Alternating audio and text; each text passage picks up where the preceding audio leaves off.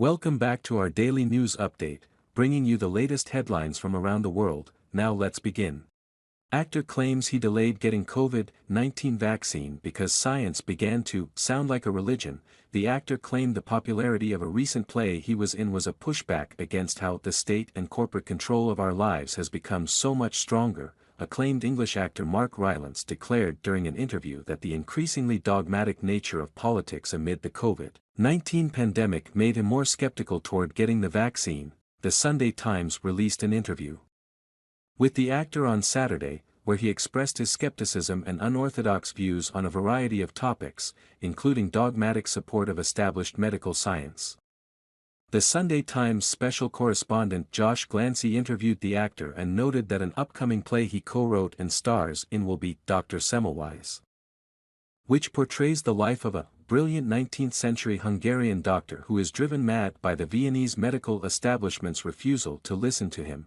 Semmelweis became convinced that germs were spread by dirty hands and argued that regular hand-washing could drastically reduce the incidence of so-called childbed fever, saving the lives of thousands of mothers, Glancy summarized. He was right but sadly ignored. Decades before Louis Pasteur and Joseph Lister were lauded for the same conclusions. After recounting some of Rylance's more esoteric beliefs, one of which involved a mystical method as a source of healing, Glancy wrote that this play acts as a warning not to take the overweening scientific establishment at its word. Particularly since the pandemic, science started to sound like a religion, Rylance told the interviewer. And really science is no different than religion, just an attempt by men to describe reality. Glancy noted that Rylance heard rhetorical alarm bells. He was told he must take the vaccine. I was not convinced I needed it. I took a very distilled garlic solution every morning, and vitamin C, and I sailed through Jerusalem. Rylance gave in and got the vaccine, however, in order to visit his father in America. Glancy noted the parallels with Rylance's personality in his recent famous stage role of Rooster Byron in Jerusalem, a play centered on a rebellious anti-hero with a band of misfits in the English countryside. In a story many view as a humorous ode to concepts of Englishness itself, I felt the audiences were more hungry for it this time, he says, comparing last year's run of the show to the run in 2009. Because the state and corporate control of our lives has become so much stronger.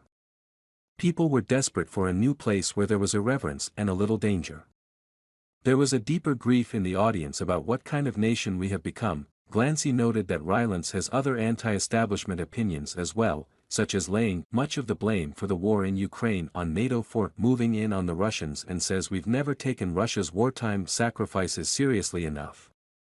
The stage actor recalled the tens of millions of Russians who died fighting Nazi Germany during World War II, arguing the country has never been properly thanked for doing so. Look how vulnerable your Jewish people are, having lost 6 million. The Russians lost 26 to 40 million people, killing fascism in Europe. We didn't do it. The Americans didn't do it. We stood back until the Russians had really knocked the S out of them. And yet all my life, have we ever celebrated and thanked the Russians for dealing with fascism? No, we've just glorified ourselves, he said. Of course the people will fall for a dictator like Putin and believe his narrative, because of the way we've behaved. Subscribe to my YouTube news channel now, providing accurate and reliable information on the latest hot events. Join the community for exchanging opinions and learning from each other. Hit the subscribe button and turn on notifications to never miss out on the latest videos. Let's explore the world of information together.